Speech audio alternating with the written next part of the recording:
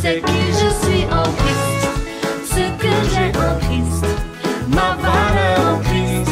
Je sais qui je sais qui je suis en Christ, ce que j'ai en Christ, ma valeur en Christ. Je sais qui je suis, j'avance avec confiance, je prie avec assurance, je marche avec son esprit, car je sais qui je suis, j'avance avec confiance, je prie avec assurance, je marche avec son esprit, car je sais qui je suis.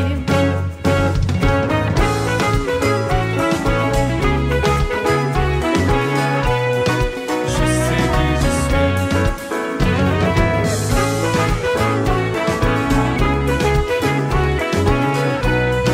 Je sais qui je suis.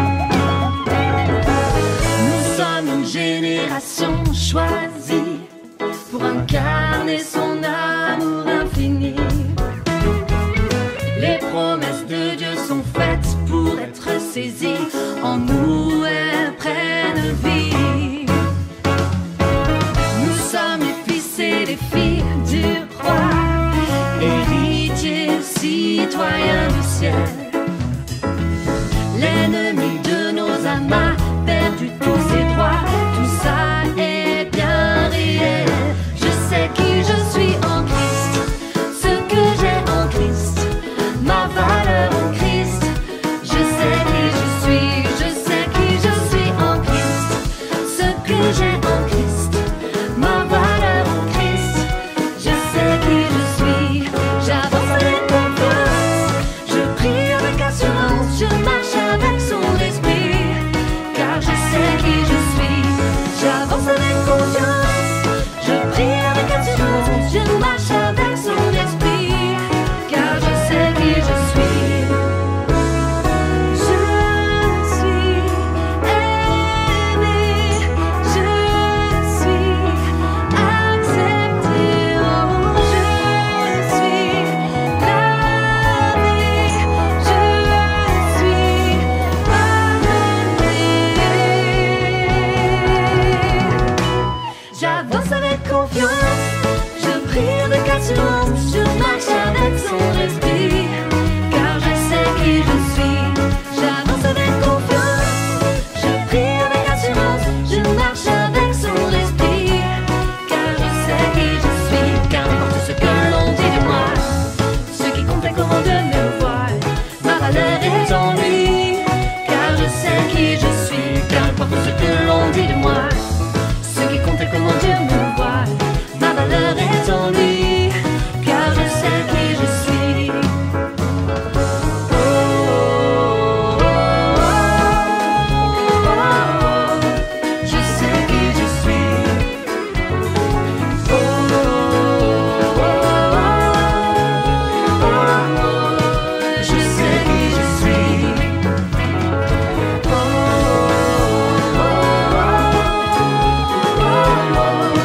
je sais qui je suis.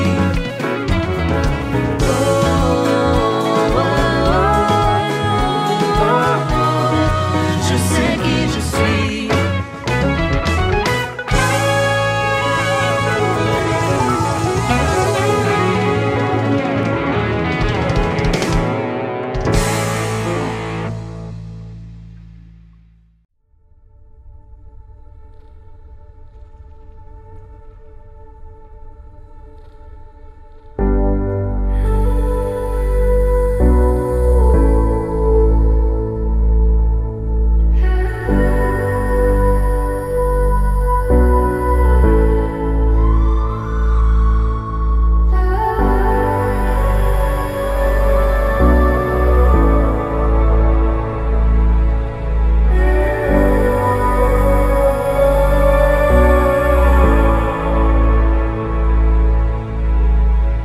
Là à tes pieds, je peux voir ta gloire dans le ciel.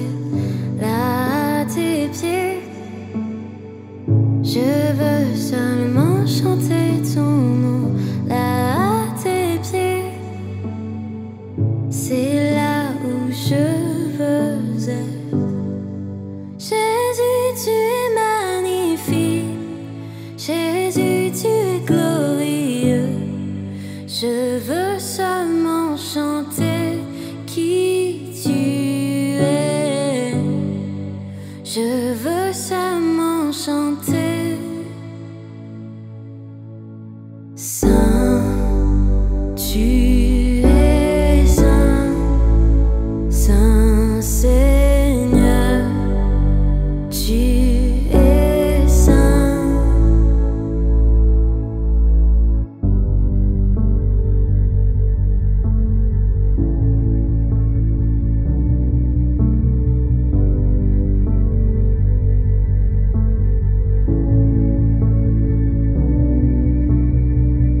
Là à tes pieds, je sens ton esprit me toucher. Là à tes pieds, je peux entendre ton cœur. Là à tes pieds, c'est là où je veux être. Jésus, tu es magnifique. Jésus, tu es glorieux. Je veux seulement chanter qui tu es. Je veux seulement chanter qui tu es. Je veux seulement chanter.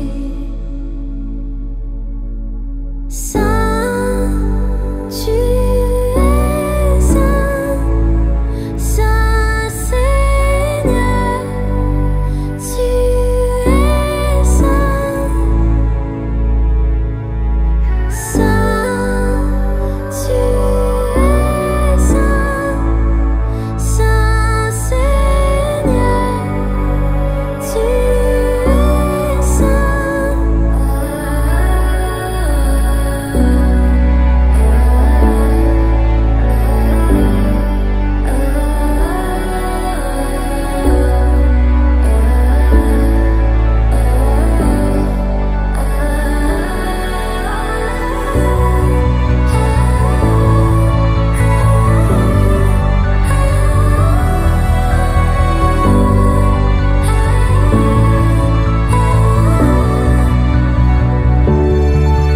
Mon âme chante, Saint est le Seigneur.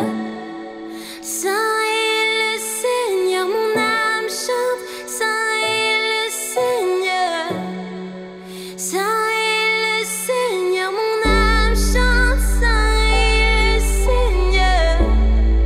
Saint est le Seigneur, Saint est le Seigneur. Mon âme chante, mon âme chante.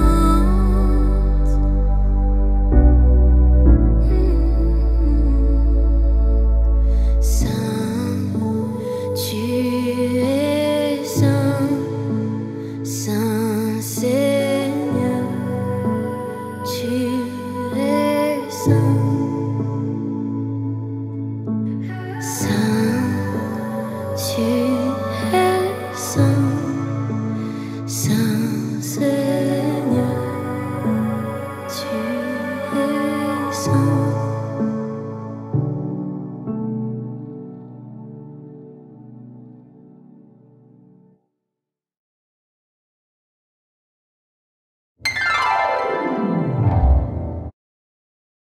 Chaque fois qu'on prend le temps de plonger nos regards dans la parole de Dieu, on ne peut être qu'encouragé, qu'édifié. On ne peut sentir que sa présence, parce qu'en fait l'Esprit de Dieu ne confirme que la parole de Dieu. Et donc c'est extrêmement important d'aimer sa parole et de se nourrir de sa parole. Et quand tu nourris de sa parole, son esprit vient. En fait, l'esprit de vérité ne peut pas travailler s'il n'y a pas la parole de Dieu en nous. Parce qu'il ne fait que confirmer, il confirme que la parole de Dieu. Donc plus la parole de Dieu est en nous, et plus on veut la vivre, et plus le Saint-Esprit est dans notre vie. Et c'est un défi que je me lance à moi tous les jours et à vous également ce soir, de vous dire: Saint-Esprit, viens dans ma vie et aide-moi à être rempli de la parole de Dieu. Donc ce soir, nous avons un thème que j'ai vraiment eu à cœur de vous partager en lisant vos différents emails, vos commentaires, vos messages.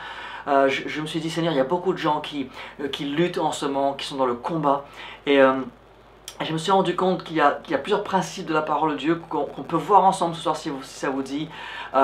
Je suis un peu loin de mon écran, je n'arrive pas à voir toutes les questions en même temps si ça arrive, mais en tout cas, je veux vraiment vous encourager à prendre des notes ce soir. Je veux vraiment vous encourager à ouvrir votre cœur à ce que Dieu va faire. Et si vous n'êtes pas trop le moral, si vous n'êtes pas en forme, si vous n'êtes pas bien, ça peut arriver. Si vous êtes en forme, tant mieux. Vous n'avez pas le moral, je comprends, je passe par là aussi.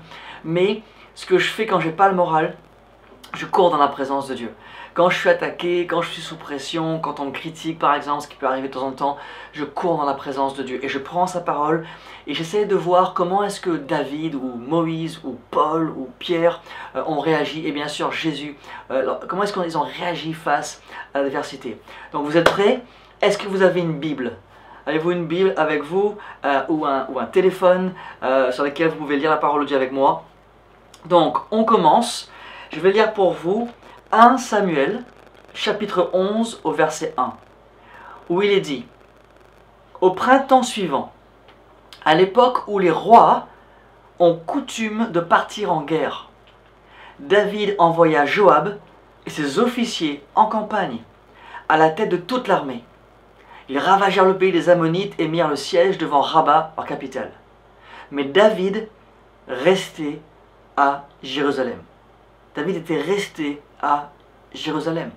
Alors vous connaissez l'histoire. David reste chez lui à l'époque où les rois sont sur le front.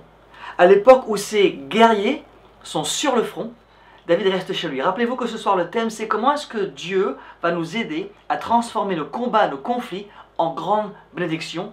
Comment est-ce que l'on transforme nos fardeaux, nos poids, le combat du moment en adoration? Comment faire pour que dans un combat, on en ressort non seulement vainqueur, mais avec des trésors de guerre, avec des trésors que Jésus veut nous donner? Ben David, dans ce verset, il reste chez lui. Et vous connaissez l'histoire, donc David est sur un terrasse, je paraphrase un petit peu, d'accord, je raconte l'histoire, quelques mois parfois je l'aperçois, il est sur son toit, il sort le soir, il regarde un peu à l'extérieur, il regarde le ciel, les étoiles, le champ, et qu'est-ce qu'il voit? Il voit une femme qui a chaud, qui se baigne, dévêtue, et naturellement David, lui, au lieu de dire « je rentre chez moi, je fuis la circonstance », il se met à la regarder, bien entendu il la désire, vous connaissez l'histoire, il va commettre avec elle l'adultère, il ira même plus loin, il ira faire tuer son mari plus tard en guerre. Mais voici le premier principe pour que vos combats, vos problèmes, mes problèmes soient amenés devant le trône de Dieu et qu'on puisse voir Dieu les transformer en puissance. Parce que David, par la grâce de Dieu, David n'est pas mort dans l'adultère, il n'a pas fini dans le péché. David s'est repenti grâce au prophète Nathan qui est venu le voir en lui parlant avec amour mais avec fermeté. David s'est repenti, il a même écrit le psaume 51 après sa repentance. Mais là, au moment où je vous parle, on a lu ensemble 1 Samuel 11, David, au lieu de partir en guerre avec tous ses guerriers et ses soldats, il reste chez lui. Écoutez-moi bien. L'un des tests du diable, l'une des façons avec laquelle le diable peut nous avoir, c'est lorsqu'il sait qu'on est très très fort dans des domaines. Il se dit, David était très fort en guerre. Il a tué l'ours, il a tué le lion, vaillant guerrier, il a tué Goliath. David est un homme de guerre extrêmement fort. Et j'écris pour vous et moi ce soir, j'écris que David a perdu ce jour-là la bataille de ses yeux. Ce qui lui a valu de perdre la bataille de son cœur. Et voilà ce qui se passe lorsque on n'est pas en train de vivre la bataille pour laquelle on est formé, on est taillé. Et si tu ne vis pas, si tu ne fais pas face aux batailles ou aux combats pour lesquels tu es formé, pour lesquels tu es entraîné, alors le diable va t'amener à vivre un combat pour lequel tu n'es pas formé. Écoutez-moi bien, nous avons tous des forces et des faiblesses. Et quand on veut vivre une vie de victoire, une vie de bénédiction, une vie de puissance, une vie de progression, il nous faut accepter qu'il y a des combats pour lesquels nous sommes nés, des combats pour lesquels nous sommes taillés, des combats et des tests pour lesquels Dieu nous a appelés. C'est un fait parce qu'il n'y a pas de victoire sans combat, il n'y a pas de progression sans entraînement, il n'y a pas de bénédiction sans aller chercher ce que Dieu a pour nous. Mais là, dans ce cas-là, David, lui, au lieu de se dire « je vais aller accepter les batailles et les combats pour lesquels je suis formé, je suis un homme de guerre », il reste chez lui et il va perdre une bataille pour laquelle il n'a pas été formé. Et ça, c'est une des choses que j'ai vu des dizaines de fois dans ma propre vie, mais dans la vie des chrétiens qui m'entourent. Je vois plein de chrétiens qui souffrent tous les jours. Ils pleurent, ils souffrent, ils sont terrassés par l'ennemi, non pas parce qu'ils sont faibles, mais parce qu'au lieu de se mettre là où Dieu veut qu'ils soient, à vivre le combat que Dieu a taillé pour eux, comme David avec Goliath, comme Jésus avec la croix, comme Paul dans les prisons, comme Paul lapidé, comme Pierre face à ces tests. Chaque homme de Dieu, chaque femme de Dieu que vous êtes ce soir, vous aurez des tests. Mes amis, nous aurons des tests. Mais la bonne nouvelle est qu'il y a des tests et des combats pour lesquels nous sommes formés. Il y a des tests et des combats pour lesquels nous avons besoin d'aide. Il y a des tests et des combats pour lesquels nous avons besoin d'un soutien. Par exemple, dans mon cas à moi, je sais très bien par exemple, ma force, par exemple, ce serait à la limite la prière. À la limite, c'est un exemple. J'aime prier, je sais prier, ok. Mais dès que ma faiblesse, c'est dès l'instant où j'arrête de prier et que je me mets à être beaucoup trop cool, beaucoup trop relax, je suis très rapidement, dans mon cas à moi, très rapidement enclin à être déprimé. Parce que mon côté prophétique est un côté très... je suis extrêmement... sensible aux atmosphères, je suis très sensible aux relations, très sensible. Et comme tous les gens prophétiques, dès que tu es trop sensible, tu peux être sujet rapidement à une déprime, à une dépression. Et c'est pas le sujet de ce soir, mais c'est pour vous dire que moi, ma force, c'est de me retrouver dans la présence de Dieu à adorer et prier. Dès que je sors de là, dès que je suis un peu trop cool Raoul, trop relax, je suis face à des combats et je le sens venir et je peux les perdre. Et il m'est arrivé de les perdre, d'avoir des défaites cuisantes. Il a fallu que je remonte la pente. Et là, David ici, au lieu d'accepter la bataille que Dieu a pour lui, il va devoir faire face à la bataille que le diable a pour lui. Et donc, le premier point de ce soir, et rappelez-vous une chose, quand on partage ce que l'on partage ce soir, ce que je partage n'est pas toute la Bible. C'est des principes, et comme tous les principes, il faut les voir dans la grande image. Ce soir, je vous donne des principes qui vont aider certains. Peut-être que d'autres me diront, Bruno, pas du tout, ça ne m'intéresse pas, ça m'ennuie. Et là, je m'excuse, mais pour ceux qui ça va aider, je vous encourage, prenez-les au sérieux. Le premier point donc ce soir, pour passer du stade où tu es en plein combat, et ton combat devient une bénédiction, pour passer au stade où tu es en pleine galère, et ta galère devient une force, pour passer au stade où tu emmènes tes fardeaux au pied de Jésus, et tu en ressors avec une adoration puissante et une louange forte, le premier point, pour vous et pour moi ce soir, c'est ne fuis pas ta bataille. Ne fuis pas les batailles pour lesquelles tu es taillé. Par exemple, si tu es une maman, ne fuis pas la bataille d'une maman. Une maman se bat pour ses enfants. Si tu es un mari, ne fuis pas la bataille en tant que mari. En tant que mari, tu es censé chaque matin, chaque jour te réveiller, prier pour ta femme, prier pour tes enfants si tu es un papa. En tant que mari, tu dois protéger ta femme, ta famille, non pas en termes de, vous savez, de ce côté trop, on est sexiste, on est... non, pas du tout. Mais le mari, aimez votre femme. Protégez-la, donnez votre vie comme Christ a aimé l'Église. Si un mari refuse la bataille pour laquelle il a été appelé et formé, en tant que mari, je protège ma femme, je protège mes enfants. Si je ne le fais pas, donc je ne vais pas être sur le front que Dieu m'appelle. Je vais me retrouver sur notre bataille à vivre d'autres combats pour lesquels je ne suis pas taillé. Par contre, si je sais que je suis un mari et un papa, que Dieu m'a appelé être un mari et un papa, et que je prends mon rôle au sérieux, Dieu va m'équiper, me donner la grâce, et la force et l'onction. Autre exemple, je suis pasteur d'une église locale. En tant que pasteur, j'ai mes combats de pasteur.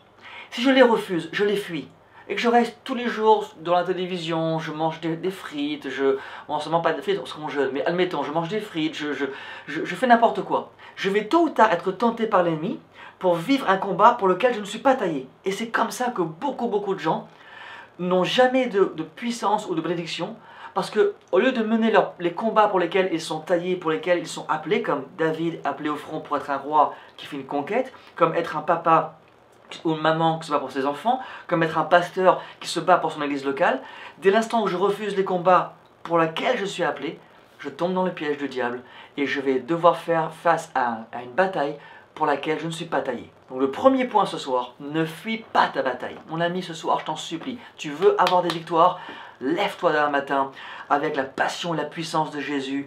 Dis Seigneur, je prends ma place ce soir, je refuse que l'ennemi touche ma famille, mes enfants, ne laisse aucune place. Paul dit aux Éphésiens, ne laissez aucune place à l'ennemi. Ne laissez aucun lieu. Ne laissez l'ennemi fouler aucun lieu de votre maison, par exemple. Ça veut dire, en grec, c'est topo. Ne laissez aucun lieu à l'ennemi. Prends ta place ce soir, mon ami. Si tu es maman ou papa, si tu es jeune marié, si tu es marié, si tu es grand-père, grand-mère, si tu es pasteur, peu importe ton appel, ta vie, prends ta place. Protège les tiens. Refuse à ce que l'ennemi touche le moindre cheveu de ta vie parce que tu appartiens à Jésus. Donc le premier point, ne fuis pas ta bataille. Lorsque nous faisons face aux combats pour lesquels nous sommes formés et pour lesquels nous sommes assignés, alors je vous garantis que Dieu combat avec nous et que Dieu combat pour nous. Vous savez, dernièrement, je parlais à un leader avec lequel on priait en fait. On priait pour quelqu'un, pour un pasteur qui est en train de vivre un moment très difficile. Pour être très franc avec vous, ce pasteur est tombé dans le péché. Et on se demandait, mais comment cet homme de Dieu extraordinaire a fait pour tomber aussi vite et aussi bas? Et ce frère, qui est un frère très prophétique, très proche de Dieu, il m'a dit, tu sais Bruno, moi je crois que ce frère-là a commencé à accepter une mission et un appel qui n'était pas le sien. Il n'était pas appelé à être évangéliste, il était appelé à être pasteur. Mais lui, il a voulu être évangéliste. Et il m'a expliqué un principe très très fort. Il m'a dit qu'en fait, quand tu acceptes un appel qui n'est pas le tien, tu vas accepter des combats qui ne sont pas les tiens. Tu vas accepter des armes et des manteaux qui ne sont pas les tiens. Et tu vas donc faire face à des ennemis qui ne sont pas les tiens. Et du coup, tu n'auras pas la grâce de Dieu qui est taillée pour ta victoire. Rappelez-vous, Dieu nous aime, il est avec nous, et oui, sa compassion est pour nous, et sa miséricorde nous sauve. Mais parfois, on fait n'importe quoi, on fait vraiment n'importe quoi, après on dit, Seigneur, tu es où? Mais en fait, si j'avais écouté Dieu, je n'aurais pas été là où Dieu ne veut pas que je sois. Parce que même Paul en prison était joyeux, même Paul en prison était rempli de foi, même Paul en prison avait la passion et la joie. Pourquoi? Parce qu'il était là où Dieu voulait qu'il soit. Donc, ce frère-là me dit que ce frère qui est tombé a tellement voulu être évangéliste qu'il a ignoré son vrai appel d'être berger. Et donc, son âme a implosé. En d'autres termes, l'ennemi a commencé à le tester et le fracasser, mais quand Dieu appelle quelqu'un, il y a une grâce qui va avec. Donc ce frère-là, qui n'était pas dans le bon appel, n'avait pas toute la grâce de son appel. Alors attention, Dieu est un Dieu extraordinaire, Dieu protège, Dieu soutient, Dieu guérit. Mais comprenez mon cœur ce soir. Parce que mon cœur, c'est mon cœur de frère, de vous encourager, de vous provoquer dans l'amour en vous disant, mais il y a des combats que tu dois arrêter. Fuis ces combats-là, ferme la porte à ces combats-là. Laisse Dieu t'en occuper. Par contre, toi, si tu veux que tes fardeaux deviennent des bénédictions, que tes galères deviennent des victoires, tu veux passer du stade où tu prends des coups tout le temps au stade où tu es victorieux, fais face aux combats que Dieu a pour toi. Il y a des combats que Dieu taille pour nous. Il y a l'onction que Dieu nous donne, la puissance que Dieu nous donne. Donc j'espère que vous prenez mon premier point. En tant que maman, ne fuis pas ta bataille. En tant que papa, ne fuis pas ta bataille. En tant que pasteur, ne fuis pas ta bataille. En tant que prophète, ne fuis pas ta bataille. En tant que homme politique, ne fuis pas ta bataille. En tant que musicien, ne fuis pas ta bataille. Chaque personne a des batailles spécifiques taillées pour eux, pour leur conquête spirituelle, et leur victoire encourage les autres. Ne te trompe pas de bataille. Premier point. Deuxième point, c'est lorsque Dieu, et j'aime ce point-là, quand Dieu place lui-même une embuscade contre tes ennemis. Je vais lire pour vous 2 Chroniques 20-14.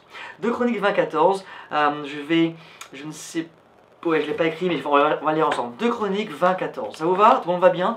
Je ne sais pas si on peut me faire un petit signe, des petits pouces.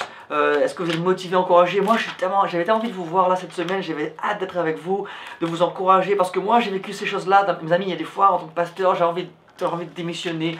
Je me rappelle d'une année, j'avais envie de démissionner au moins 50 fois. Mais je me suis dit, Seigneur, mais comment je vais faire? Et Dieu me montrait qu'en fait, souvent, je prenais n'importe quelle bataille, je plongeais dans n'importe quelle situation, je répondais à n'importe quelle personne. Et Dieu me dit, non, attends-moi, écoute-moi, ne fuis pas les batailles que j'ai pour toi, parce que les batailles que j'ai pour toi sont déjà gagnées par moi pour toi. Donc dans 2 Chroniques 20, verset 14, il est dit, alors l'Esprit de Dieu, je crois que c'est une trompée de verset. Oups. Attendez, je vérifie ça, mes amis, parce qu'en fait, je ne suis pas très sûr que je ne me suis pas trompé de verset. Non, c'est ça. 2 Chroniques 20, 14, très puissant, verset 14 à 23. Vous êtes prêts, mes amis? On a des pouces, on est en forme, on est en feu. Ok, génial. Prenez des notes. D'abord, dis à ton voisin, si tu es avec des amis chez toi, ne fuis pas ta bataille. Deuxième point important, 2 Chroniques 20, 14, où il est dit... alors l'Esprit de l'Éternel vint sur Yahaziel, fils de Zacharie, descendant de Benaïa, de Yéel, de Métania. Si tu cherches un nom pour tes enfants, il y en a plein ici. Zacharie c'est bien, mais Benaya, Yéel, Métania, Yahazel, et enfin bref, et un lévite de la lignée d'Azaph. Azaph c'est un mot puissant, un jour on en parlera. Au milieu de l'assemblée. Et il dit, verset 15, soyez attentifs, vous tous qui habitez Juda, Juda c'est la louange, vous tous qui habitez Juda, symbole de la louange, et Jérusalem, Jérusalem, la ville de la paix, symbole de la paix. Quand tu es en paix avec Dieu, dans la louange, connecté à Dieu, tu ne fais pas ta bataille, tu sais que Dieu a des combats pour toi, certes, mais comme Jésus, la Bible dit dans Luc 4, le Saint-Esprit a emmené Jésus dans le désert pour être tenté par le diable. Jésus n'a pas fui sa bataille, il n'a pas fui son désert. Et la Bible dit que quand Jésus est entré dans le désert pour 40 jours, le Saint-Esprit était venu en lui. D'accord? Mais quand Jésus est sorti du désert, le Saint-Esprit était sur lui et il était revêtu de puissance. Jésus est rentré dans le désert avec l'Esprit de Dieu et il en est ressorti avec la puissance de l'Esprit de Dieu. C'est ce que va créer en toi et en moi les batailles que l'on accepte de la part de Dieu. Si je prends ma bataille au sérieux, je reçois sa grâce, sa puissance, son manteau, les armes qu'il a pour moi. Il y a cette paix en moi. Et tout d'un coup, je me dis, wow, je sais où j'en suis. Et là, on voit Yahaziel qui dit au peuple de Dieu, qui dit aux guerriers, parce que l'Esprit de Dieu vient sur lui, il dit, soyez attentifs. Écoute ce qu'il dit, c'est puissant. Il dit à tout le peuple, il dit, voici ce que déclare l'Éternel. Verset 15, ne craignez rien. 2 Chroniques 20-15, ne craignez rien. Wow. On est en combat là. Non, ne craignez rien. Ne vous laissez pas effrayer devant cette immense armée. Car cette guerre n'est pas votre affaire, c'est celle de Dieu. Et il dit, demain vous marcherez contre eux. Ils vont gravir la montée de la fleur. Vous les rencontrerez au bout du défilé à l'entrée du désert de Yérouël. Verset 17. Verset 17. Vous n'aurez même pas à combattre.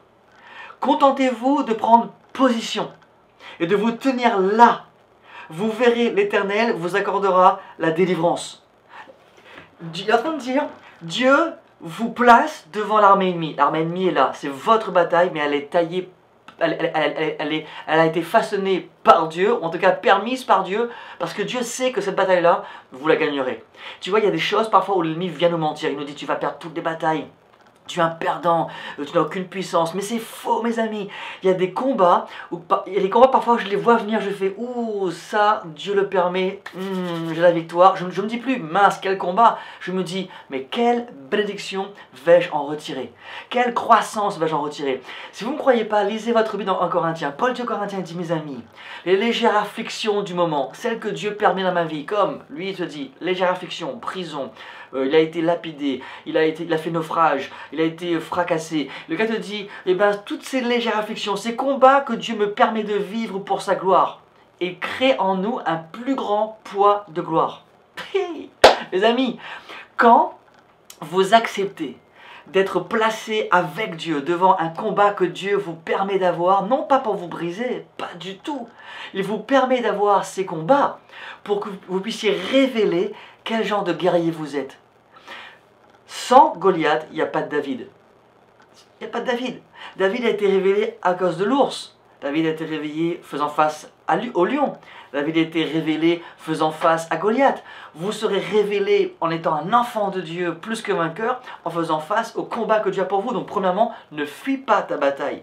Deuxièmement, laisse Dieu placer une embuscade à tes ennemis spirituels, bien sûr. On ne parle pas d'être humain, on n'a pas à lutter contre la chair et le sang. Mais quand tu te lèves le matin, dis Seigneur, est-ce que cette bataille est pour moi? Si tu sais que tu as une paix, tu n'as pas envie de le faire, mais tu sais que cette bataille-là est pour toi. Tu ne peux pas fuir la bataille. Et bien quand tu ne fuis pas ta bataille, Dieu lui-même va placer une embuscade et il dit, tu n'as pas à combattre, c'est moi qui combattrai pour vous. Au verset 20, il est dit, le lendemain matin, ils se levèrent tôt. Les hommes se mirent en route pour le désert de Tekoa. Au moment du désert, Josaphat leur adressa la parole. « Écoutez-moi, hommes de Juda, encore Juda, la louange, hommes et habitants de Jérusalem, la paix. Faites confiance à votre Dieu l'Éternel, et vous serez invulnérables. Faites confiance à ses prophètes, et vous aurez la victoire. » Au verset 21, il est dit, à la fin du verset 21, « Louez l'Éternel, car son amour durera toujours. » Pouf. Verset 22. Au moment où ils entonnèrent leur cantique de louange, c'est-à-dire au moment où, au lieu de se plaindre, de dire j'en ai marre de ce combat, j'en ai marre de telle chose, j'en ai marre de ci, ils se sont dit au moment où ils ont entendu Dieu leur dire je suis avec vous dans ce combat, je vous place là, ne fuis pas ta bataille, Tes enfants sont ta bataille. Ton mariage, c'est ta bataille. Ta maison, c'est ta bataille. Ta maison, ton mariage, c'est sous ta responsabilité, mon ami.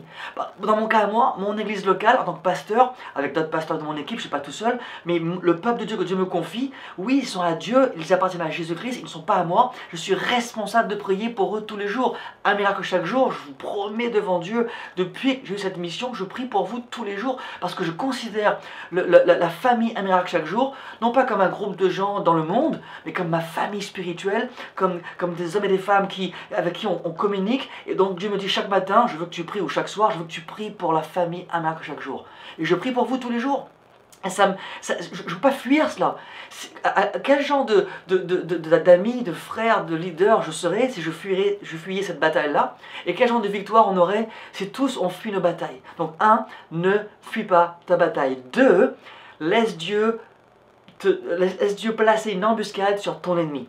Il est dit, au moment où ils entonnèrent leur cantique de louange, l'Éternel plaça une embuscade. Et après il dit, l'ennemi a été fracassé, vaincu. En fait, l'ennemi s'est entretué.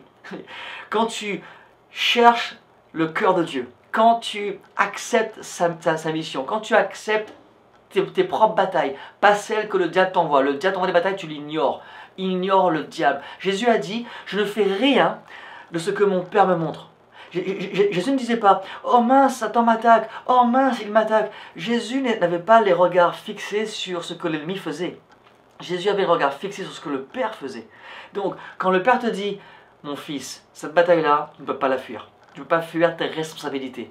Mais si tu prends à cœur tes combats que j'ai pour toi, je te les donne pas pour te briser, je te les donne pour te fortifier, pour t'encourager et pour te rendre plus que vainqueur. » Mon ami, ta foi et ma foi n'existe pas tant qu'elle n'est pas testée. Mais au moment où elle est testée, au moment où ma foi est testée, les gens qui m'entourent, l'ennemi qui m'entoure, voient que je crois vraiment en Dieu, que tu crois vraiment en Dieu. Dès l'instant où le peuple d'Israël était face à l'armée ennemie, le peuple de Juda a dit « Wow, l'ennemi est plus que nombreuse, ils sont immenses. » Dieu dit « Fais-moi confiance.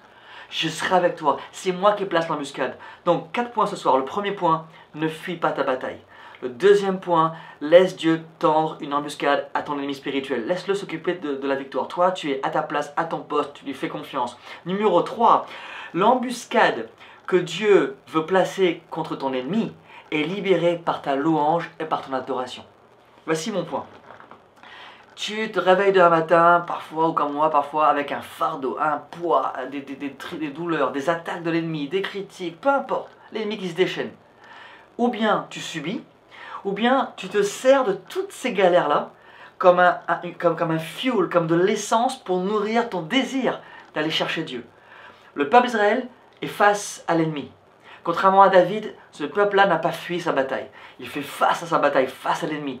Dieu voit ça, Dieu dit « Oh, ça c'est mon fils, ça c'est ma fille. » Elle fait face à sa bataille. Dieu vient. Et Dieu te dit maintenant, fixe tes regards sur moi. Dieu dit, fixe tes regards sur moi, mon enfant. Commence à m'adorer, commence à me louer. Parce que la louange va libérer ma puissance. Ésaïe 30, ce verset-là, l'un de mes préférés. Ésaïe 30, versets 30 à 32. Écoutez-moi bien. L'Éternel, pas un pasteur, pas un prophète, pas un copain, l'Éternel, Dieu, fera retentir sa voix dans toute sa majesté. Ésaïe 30, verset 30. Il montrera son bras prêt à frapper. À cause de l'ardeur de sa colère, au milieu de la flamme d'un flot dévorant, de l'inondation, de la tempête, des pierres de grêle. Et là tu te dis, oh, Seigneur, tu es puissant. Verset 31. À la voix de l'Éternel, l'Assyrien tremblera. Autre terme, quand Dieu libère sa voix, ton ennemi tremble. L'Éternel le frappera à coups de bâton, et là c'est fort. À chaque coup de bâton qui lui est destiné et que l'Éternel fera tomber sur lui, sur l'ennemi, on entendra les tambourins et les harpes. C'est ouvertement que l'Éternel combattra contre lui. Si vous prenez le temps de lire dans l'hébreu, ça veut dire que dès l'instant où la louange se fait entendre, je t'aime Seigneur, quand le peuple de Dieu Quand toi, chez toi, avec ta femme, ton mari, tes enfants, nous on aime faire ça en famille, on vient adorer, on adore avec l'équipe, mes amis, mes copains, on adore le roi en pleine galère, en pleine attaque, quand tout le monde nous attaque, on adore le roi. Et au son de la louange, au rythme des tambourins, Dieu frappe l'ennemi. Si tu ce soir, quand j'aurai fini avec ce live, ou demain je t'encourage, dans ta chambre, pas au bureau, hein, pas en pleine ville, pas devant la place de Paris, mais quand tu es chez toi, dans ton bureau, dans ta chambre, ta salle de bain, commence à louer Jésus. Bam, frappe des mains. Seigneur, je te donne ma vie, je te fais confiance. Et Dieu dit ici, au rythme et au son des tambourins, de la harpe, au son de la louange, Dieu frappe l'ennemi. Quand tu prends le temps de regarder ça, tu vois que Dieu est en train de dire, je frappe l'ennemi au tempo de ta louange. Ne fuis pas ta bataille. Deuxièmement, mon cher ami, fais confiance à Dieu. Une fois que tu prends position, il placera une embuscade contre ton ennemi. Mais 3, pour activer l'embuscade ou pour la faire vivre devant tes yeux, loue ton Seigneur. Voici un exemple concret. Acte 16, de mémoire. Acte 16, Paul et Silas sont en prison. Les gars sont en prison parce qu'ils ont fait le bien, parce qu'ils ont servi Jésus. Et ils sont en prison. Et à minuit, la Bible dit qu'à minuit, les deux amis décident de prendre une louange, de louer le Seigneur. Et attention, écoutez-moi bien. J'ai vérifié, croyez-moi sur parole. Ils n'avaient pas Facebook. Ils n'avaient pas le merveilleux groupe de Hillsong ou Ciel Ouvert ou nos amis. Enfin bref, il n'y a pas de groupe de louange. D'accord, ils étaient tout seuls, Paul et Silas. Je ne sais même pas si Paul savait chanter. Je ne sais même pas si Silas savait jouer de la guitare. Ça se trouve, il n'y avait pas de guitare dans la prison. Il n'y avait rien. C'était un cachot noir, froid, en pleine nuit, à minuit, en pleine attaque de l'ennemi. Quand ils sont seuls, sans aucune aide, sauf qu'ils décident de vivre ce principe. Ils ne fuient pas leur bataille, ils ne se plaignent pas, ils ne baissent pas les bras. Ils se servent de la prison dans laquelle ils sont pour se mettre en position. Savoir que Dieu est dans le monde de l'esprit, Dieu est présent, Dieu est avec eux. Et ils vont se mettre à louer Dieu. Au moment où ils louent Dieu, Dieu libère le son de sa voix comme un tremblement de terre qui fracasse la prison. Personne ne meurt, les chaînes de tous les prisonniers tombent. Aucun prisonnier ne fuit, tout le monde reste proche de la prison, proche de Paul, avec le geôlier. Et moi, ce qui m'impressionne le plus, c'est que je me demande souvent quel était le contenu des chants de Paul et de Silas pour que les gens restent et donnent leur cœur à Jésus. Ils ne chantaient pas des... Vous savez, comme aujourd'hui, et je suis triste à le dire, mais c'est vrai, beaucoup de chants de louange, beaucoup de chants d'adoration aujourd'hui n'ont plus cette profondeur de la parole.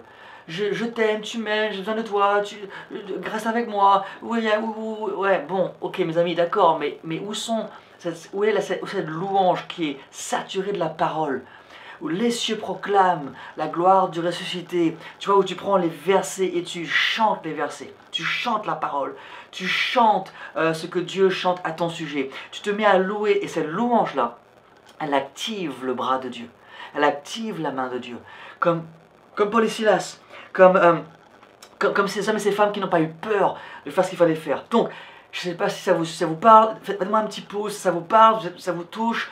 Je sais que ce soir c'est un peu différent, c'est un message un peu plus prophétique, mais je sais pas, j'ai eu tellement de messages à votre part, j'ai envie de vous encourager, de vous dire, prends sa parole. Vous avez vu, avec 3-4 passages déjà, on commence à voir se dessiner un style de vie, le style de vie de l'homme ou de la femme qui sait adorer Jésus, qui n'attend pas d'avoir un poste CD, qui n'attend pas d'avoir un iPod, n'attend pas d'avoir un groupe de louanges à tes côtés. Je vous donne un secret, s'il vous plaît, ça ne sort pas de YouTube, d'accord? Gardez ça entre vous et moi ce soir. La plupart du temps, 99% des fois, quand j'adore vraiment Jésus, je le fais sans groupe de louanges, sans CD, sans musique, sans rien. Juste lui et moi, ma voix cassée, mon cœur et mon corps, et parfois dans mon bureau, si vous puissiez, eussent pu, peu importe comment on dit ça en français, si vous étiez dans le bureau avec moi parfois, dans mon bureau comme ce soir, je pense que vous me prendriez pour un fou. Et des fois, je coupe tout le son, ma femme n'est pas là, elle est au bureau à l'église, mes enfants sont dans leur école, et je suis tout seul, et je me mets à danser, tournoyer, virevolter, je me fais une rêve partie chrétienne, hein. Je loue mon Seigneur. D'ailleurs, le mot Tehilel, qui est le mot principal de la louange, c'est comme si tu avais un coup de folie, d'accord? Tu te mets à louer ton roi, tu l'adores, tu l'honores, tu le célèbres, et l'atmosphère change. Et alors que j'étais en train de pleurer sur mes problèmes, sur les attaques, les critiques, mes erreurs, j'ai blessé quelqu'un, me demande pardon, mes peurs, mes craintes, mes finances, bref, tout ce qui ne va pas parfois. Tout d'un coup, je fais face à mon combat. Je ne fuis pas la bataille. Je dis, Seigneur, je vais réussir. Et je mets à adorer, je mets à louer. Et boum, l'atmosphère change. Des révélations arrivent. Je prends la parole de Dieu, j'écris, je note des choses. Et tout d'un coup, ça me nourrit. Et je me rends compte et j'entends, enfin, façon de parler, je sens dans mon cœur, j'entends le son de la victoire. Et ce soir, j'aimerais te dire, est-ce que tu entends le son de la victoire?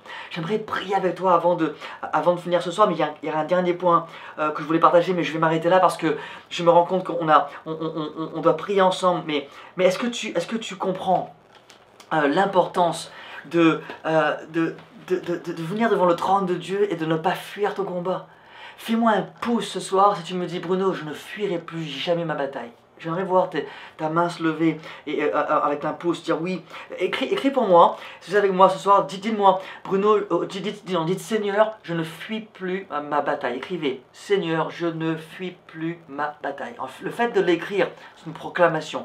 Ça va vous encourager vous, et ça va encourager tous ceux et celles qui sont avec vous ce soir. Est-ce que tu sens sa présence? Moi, dans mon bureau là, je sens sa présence. Ouh, je sens sa présence, je sens que Dieu est en train de dire, mais je suis avec mes enfants, je les aime. Et Dieu est en train de vous dire, toi et lui, vous allez fracasser l'ennemi. C'est pas une fausse promesse, hein. Ce n'est pas une fausse... Voilà, c'est bien. Je vois que Kobo le dit, je vois que Émilie le dit, je vois que Ghislaine le dit, je vois que Alicia le dit. Et là, tout le monde écrit, c'est magnifique. Muriel, dites, non, je ne fuis plus ma bataille.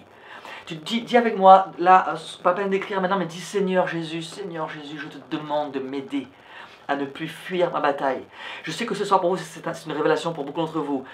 Beaucoup d'entre vous, l'ennemi vous a fait croire que vous serez toujours en défaite parce que vous avez eu pas mal de défaites dans des domaines dans lesquels vous n'étiez pas appelé à vous battre. Si tu n'es pas pasteur, n'essaie pas d'être un pasteur. Si tu n'es pas encore marié par exemple, tu n'es pas marié, n'essaie pas de te battre pour les couples. Attends, laisse les couples se battre pour les couples. Toi, bats-toi pour les célibataires. Tu comprends la nuance? Prends les combats que Dieu amène devant toi. De toute façon, vous et moi, on aura des combats. Je suis fier de vous. Ça m'encourage, hein. Je vous vois. Oui, je ne fuis plus ma bataille. Mes amis, on va avoir la victoire ce soir. On va avoir la victoire ce soir. Donc le premier point, c'était, je ne fuis pas ma bataille. Pour transformer tes douleurs, tes galères, tes problèmes, tes combats en bénédiction, en faveur, en puissance, il faut accepter ce processus.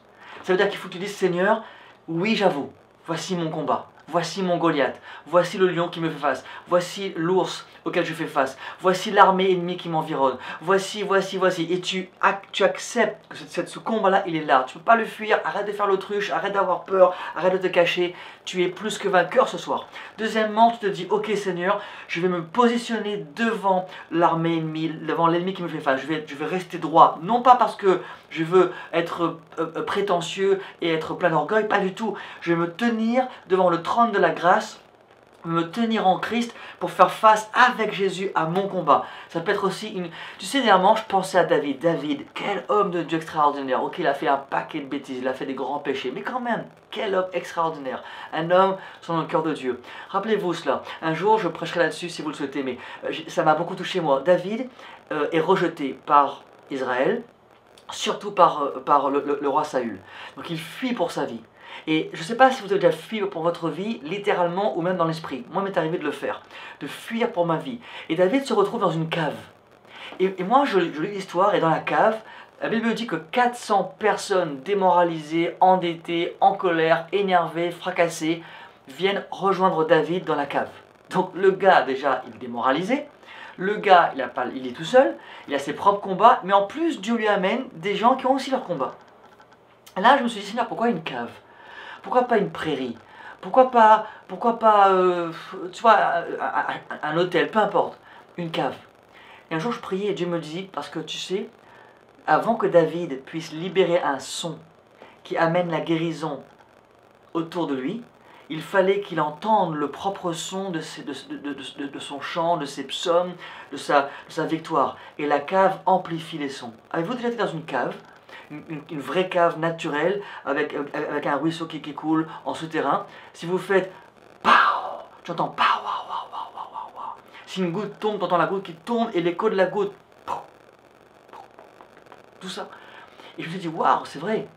Et parfois, Dieu te permettra de vivre un moment dans une cave spirituelle afin que tu puisses être attentif au son que tu libères dans ta propre vie, afin que tu écoutes le son que tu libères.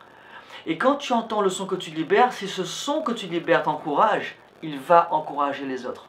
Tu ne peux pas encourager les autres si tu n'as pas appris à t'encourager toi-même. 1 Samuel 16 nous rappelle que David, au moment où David est face à l'un des pires moments de sa vie, rappelez-vous, David va en guerre avec ses guerriers. Il revient de la guerre. Entre-temps, l'ennemi est venu à Ziklag récupérer femmes, enfants, butin, tout le monde. Il n'y a plus personne dans le village. Là, j'étais brûlé. David et ses 600 hommes, je crois de mémoire, 600 hommes pleurent, sont brisés, ils n'ont plus rien. Et David, la Bible dit que ces hommes voulaient même le tuer et le lapider. David est seul, plus d'armée, plus de femmes, plus d'enfants, plus de richesses, plus rien, seul. La Bible dit dans 1 Samuel 16, verset 30 je crois, il est dit que David se fortifia dans le Seigneur. David avait appris à se fortifier dans la cave. Il a appris à se fortifier sur les champs. Il a appris à se fortifier après dans une défaite. Il s'est fortifié dans le Seigneur. Il a laissé le Seigneur lui redonner la vie. Il repart voir ses soldats en disant à ses guerriers, hey, on repart ensemble, on va tout récupérer. Et là, je ne sais pas si vous vous souvenez, sur les 600 soldats, 200 disent non, non, non, on ne peut plus. On est fatigué, on n'y va pas, on est fini, on n'a plus rien. Et les 400 qui vont avec David vont rechercher les femmes, les enfants, le butin, tout. Et David a une victoire énorme, il récupère tout, plus tout ce que l'ennemi avait. Rappelez-vous l'histoire, quand ils reviennent dans le camp, dans leur camp à eux, avec les victoires, avec les butins, avec tout ce qu'ils ont récupéré, les 200 guerriers assis disent « Oh, enfin, merci, on va tout repartager, merci ». Et les 400 qui étaient avec David refusent de partager. Ils disent « David, non, ceux qui n'ont pas combattu avec nous ne méritent pas d'avoir part au butin. Ils peuvent récupérer leurs femmes et leurs enfants, c'est tout ». Et là, David va dire une chose extraordinaire, 1 Samuel 30. Il va dire « Mes amis, il n'est pas bon que nous réagissions ainsi ». En paraphrase, il dit « Gardez votre cœur ». Il dit « Dorénavant, ceux qui auront combattu et ceux qui n'auront pas combattu partageront toujours leur victoire. » Et quand j'ai lu ça un jour, Dieu m'a dit, je suis désolé, ça me touche parce que je me rappelle des moments où moi j'ai pas le moral, où moi je n'ai pas pu me battre. Dieu m'a dit, mon fils, à chaque fois que tu auras une victoire, partage-la avec ceux qui t'entourent. La victoire de Jésus a été partagée avec nous tous. Jésus n'a pas dit c'est ma victoire, il a dit ma victoire est la vôtre. Et David dit à son armée ennemie, à son armée amie, tout ce qu'on a récupéré de l'ennemi, on le partage ensemble. Et il dit dorénavant, ceux qui gardent les bagages, ceux qui restent à l'arrière sans se battre, mériteront tout autant la victoire que ceux qui l'auront acquise. Ça veut dire, quel est le principe ce soir? Quand tu mènes tes combats, quand tu ne fuis pas ta bataille, quand tu te dis, je vais avoir la victoire pour ma femme, mes enfants, et bien le résultat immédiat, c'est que oui, tu es victorieux, mais ceux qui t'entourent pourront recevoir les grâces et les cadeaux et les bénédictions qui sont connectés à ta victoire. Tu vois, dans le royaume de Dieu, dans la vie avec Jésus, dans la famille de Dieu, ma victoire est ta victoire. Et ta victoire est ma victoire. Quand j'ai pas le moral, tes victoires m'aident à passer le cap. Quand tu n'as pas le moral, mes victoires t'aident à passer le cap. C'est pour cela qu'il n'y a aucune victoire inutile et il n'y a aucun combat inutile. Peut-être que ce soir, tu te dis, j'ai pas le moral, j'ai pas la force de me battre. Mais je sais qu'il y a maintenant même des gens qui vont se dire, mais moi, je me bats pour toi en ce moment. T'inquiète pas, je me bats pour toi. Et alors que toi qui es fort, tu gagnes des victoires et tu ramènes tout, tu récupères tout ce que Dieu t'a volé, sache une chose. Celui qui n'a pas eu la force de se battre n'aura pas peut-être la force de te dire, et on peut partager. Toi tu diras, mais oui mon frère. Il y a des fois dans un couple, je suis pasteur, hein, il m'arrive de vivre ça dans mon propre couple, mais il m'arrive de voir ça dans l'église. Le mari en feu pour Jésus, il est en feu, il va en prière le matin, et la femme pas du tout. La femme, elle est pas en forme, elle est presque en mode rétrograde, elle veut plus aller à l'église, elle est fatiguée, elle est blessée, peu importe. Le mari ne doit pas baisser les bras. Il ne fuit pas sa bataille, il fait confiance en Dieu, il fait face à l'ennemi de son âme, il se bat, il va récupérer les choses que Dieu a pour lui, il commence à louer le Seigneur et tout d'un coup, la victoire qu'il a dans sa vie inonde sa maison, inonde son foyer et au fur et à mesure, sa femme voit un homme solide, un homme fidèle qui ne baisse pas les bras et Dieu fait un travail. J'ai vu des dizaines et des centaines de fois, des dizaines de fois disons, des couples restaurés parce que l'un des deux n'avait jamais baissé les bras.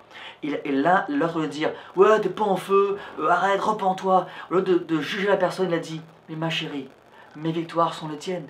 Et au lieu de faire la morale à la personne, son style de vie, la victoire qu'il a en lui déborde de sa vie. Vous savez, un jour on m'a demandé, pour toi c'est quoi la définition du ministère? Certes, le mot ministère c'est servir. Mais pour moi, de façon concrète, quand je sers en fait, quand tu sers, le service c'est le débordement de la vie de Christ en toi. Quand on s'encourage les uns les autres, quand on se sert les uns les autres, quand on se bat les uns pour les autres et non pas les uns contre les autres, notre victoire se partage. Comprenez bien, Luc 4, 18-19. Jésus vient tout juste de vaincre l'ennemi avec la parole de vérité. Il a dit, il est écrit que, l'ennemi est parti en courant jusqu'au temps opportun. Il arrive dans le temple, Jésus, il prend le parchemin, il ouvre le parchemin et il lit de Ésaïe, et il lit « L'Esprit du Seigneur est sur moi, car il m'a oint pour les autres. Ma victoire est en moi, elle m'a été donnée pour les autres. La sagesse que tu reçois de la part de Dieu, elle t'est donnée pour les autres. La faveur que Dieu te fait dans ta vie, elle t'est donnée pour les autres. » Donc, je pense que vous comprenez mon cœur. Comment passer du stade galère, déprime, problème, comment est-ce que Dieu transforme ces problèmes-là en bénédiction, en cadeau, en adoration, en louange. Parce qu'il te dit, mon fils, ma fille, ce soir, ne baisse plus jamais les bras. Viens dans ma présence, viens devant mon trône, laisse-moi transformer tout ce que tu m'amènes. Laisse-moi te montrer comment les problèmes que tu me présentes te permettent de trouver mon cœur, de chercher ma face, d'entendre ma parole et ma voix. Et parce qu'un problème t'a amené à Jésus, tu deviens une solution. Parce qu'un moment de stress t'a emmené vers le prince de la paix, tu découvres sa paix. Donc, vous savez, j'ai beau tourner dans tous les sens, on ne peut pas éviter les problèmes, mais on peut les traverser ou les solutionner avec une plus grande révélation de la présence de Dieu. Je priais un jour et je dis, Seigneur, j'aimerais tellement avoir la foi, plus de foi. Et Dieu me dit, tu veux la foi? Je dis, oui Seigneur, je veux la foi, je veux plus de foi. Il me dit, la foi est aussi un don que je fais à celui ou celle en qui je peux avoir confiance pour gérer un problème impossible. À quoi ça sert d'avoir la foi s'il n'y a aucun problème à gérer? Et donc la foi que Dieu te donne ce soir est une preuve de la confiance qu'il place en toi pour pouvoir gérer avec lui un problème insurmontable pour l'homme. C'est ça la foi. La foi, c'est la capacité de voir l'invisible. La foi, c'est la capacité de se dire j'ai l'assurance de ce que j'espère. J'ai vu ce que Dieu me montre et je sais que pour que ça se manifeste, il faut que je vive ce que Dieu veut que je vive. La foi n'est pas donnée à ceux qui ne veulent pas faire face à la mer Rouge. La foi n'est pas donnée à ceux qui ne veulent pas parler à la montagne. La foi n'est pas donnée à ceux qui ne veulent pas aller prier pour les malades. La foi n'est pas donnée si toi et moi on fuit nos batailles. La France, maintenant même, notre président, nos hommes politiques, nos forces de l'ordre, nos frères et nos sœurs, nos concitoyens ont besoin de vous et de moi qui libéreront, pardon pour le français, mais pour ceux et celles qui peuvent libérer dans l'atmosphère de l'amour, de la joie. Vous savez quoi? Influencer ne suffit pas. On ne peut pas juste influencer les gens. Ça ne suffit pas. Il faut leur donner Jésus. Il faut leur donner la foi, la paix, l'amour, la joie, les ingrédients du royaume de Dieu. Et donc, ce soir, mon ami, voilà ce qu'on va faire. Il me reste 10 minutes pour vous encourager avec moi en se disant « Mais moi, je refuse ce soir de faire ma bataille. » J'ai senti en priant pour vous toute la journée que certains d'entre vous, vous avez des gros fardeaux avec vos enfants. Ce soir, c'est votre cas. Vous pouvez me noter pour moi, vous pouvez dire « Oui, c'est moi, oui, c'est moi. » Non pas qu'ils sont mauvais, mais ce sont des fardeaux. peut-être des conflits majeurs entre vous. Je vois même maintenant où je vous parle, je ressens fortement une dame dont la fille, avec laquelle la fille s'est disputée aujourd'hui. Vous avez une dispute majeure aujourd'hui avec votre enfant et ça vous fait mal et ça vous blesse. Et vous avez l'impression de la perdre. Il y a un moment, vous étiez proche. Maintenant, vous vous séparez de plus en plus parce qu'elle a des mauvaises fréquentations, parce que vous êtes inquiète pour elle, peu importe. Aujourd'hui, si c'est votre cas, vous pouvez me dire oui, c'est moi. Il y a une dispute aujourd'hui entre toi et ta fille. Et j'aimerais prier avec toi. Je ne sais pas qui tu es, je vais voir si c'est... Ok, c'est Kim. Il y a plusieurs, d'accord? Il y en a plusieurs, mais je sens qu'il y a des mamans qui sont ce soir blessées et votre fille aussi est blessée. Et vous deux, j'ai senti un gros fardeau du cœur de Dieu disant, dis à ces précieuses sœurs, ces précieuses femmes, il y a une d'entre vous, votre fille n'est pas du tout chrétienne, elle ne veut pas entendre parler de Dieu, elle a un style de vie très spécial, dans le sens, elle fait ce qu'elle veut. Voici le message de Dieu pour vous ce soir. Je ne dis pas que assis par l'Éternel, je ressens une impression dans mon cœur. Si je me trompe, je vous demande pardon, d'accord? Mais voici le cœur ce soir, le cœur que je ressens. Ne baissez pas les bras. Ne fuis pas ta bataille. Peut-être que ce soir, Dieu te demande de changer un peu ta façon d'aborder ta fille. Au lieu de lui dire, tu devrais faire ça, tu vois, tu as des problèmes, tu ne connais pas Jésus, sans compromettre et sans dire oui, amen à tout. Aime-la, encourage-la sur ce qu'elle fait de bien. Demande à Dieu de te montrer comment tu peux reprendre les choses. Je sens qu'il y a des femmes, vous êtes brisées parce que votre fille fume ou boit, ou on va être très franc, ou même couche à droite à gauche. D'accord? Je comprends que ce soit difficile à vivre. Mais, mes amis, je vais raconter une histoire pour finir ce soir. Ça vous encourage à prendre en d'accord? Je pense que ça va encourager les parents. Mais moi, en tant que pasteur, un jour, j'ai voulu aider un jeune. Et jeune arrivé dans l'église, jeune chrétien, il fumait beaucoup, il fumait du joint, chez nous on disait mal, mais du joint, et il buvait. Et dans l'église, un soir, il donne son cœur à Jésus, il pleure, il confesse Jésus comme Seigneur et Sauveur, et on voit qu'il est très touché. Et donc je le confie à un groupe de chrétiens, super groupe de chrétiens, mais voilà, des gens qui vont l'aider. Et au bout d'un mois, 2 mois, je vois que ça ne grandit pas, je vois que le jeune est toujours au même stade, il a toujours le problème d'alcool, problème de drogue, problème de cigarettes, problème de joint. Et je prie pour lui, je vais voir quelques frères qui sont à ses côtés, je lui dis, mais mes frères, qu'est-ce qui se passe? Il me dit, il n'écoute pas, on lui a dit d'arrêter l'alcool, la cigarette, la drogue, il n'écoute pas, on prie pour lui, il n'écoute pas, il retombe tout le temps, on est frustré aussi, on se sent impuissant, on se sent triste, il n'écoute pas. Et moi, je rentre chez moi et je vais dans mon bureau, et comme je le fais souvent, et je n'oublierai jamais ce moment-là. Je prie, je dis, Seigneur, mais comment ça se fait que c'est ce jeune homme, on n'arrive pas à l'aider, on n'arrive pas à l'aider, on n'arrive pas à briser les chaînes, et pourtant il t'a confessé. Et là, j'entends le Père me dire, mon fils, ce jeune homme-là a des douleurs dans son cœur à cause de son père. Son père l'a blessé, mais son père est mort. Et donc, voici la phrase que j'ai apprise ce jour-là. Il a dit, pour ce jeune homme-là, il faut que tu saches, Bruno, que seul l'amour d'un père peut guérir les blessures d'un père. Alors que je priais, Dieu me dit, change de stratégie. Arrête d'amener plein de chrétiens autour de ce jeune-là pour lui dire, arrête de pécher, arrête de boire, arrête de fumer, arrête. Parce qu'en fait, il fume et il boit et il se drogue parce qu'il a un manque dans son cœur. Il sait qu'il n'est pas aimé. Il croit qu'il n'est pas aimé. Et Dieu m'a dit, voici la stratégie. Trouve un homme assez âgé dans l'église qui a un cœur de papa, et qui va aimer le jeune avec un cœur pur. Et là, j'ai cherché dans l'église un frère qui avait à peu près 50-55 ans à l'époque, et c'est un vrai papa, c'est un papa pour tout le monde. Et je suis allé voir le frère, je dis, mon frère, voici l'histoire, voici ce qu'il vit, peux-tu le prendre sous ton aile? Et ce frère-là commence à inviter ce jeune chez lui, à manger chez lui avec ses enfants, sa famille, les fêtes de Noël pendant à peu près 6 mois, c'était juste avant Noël.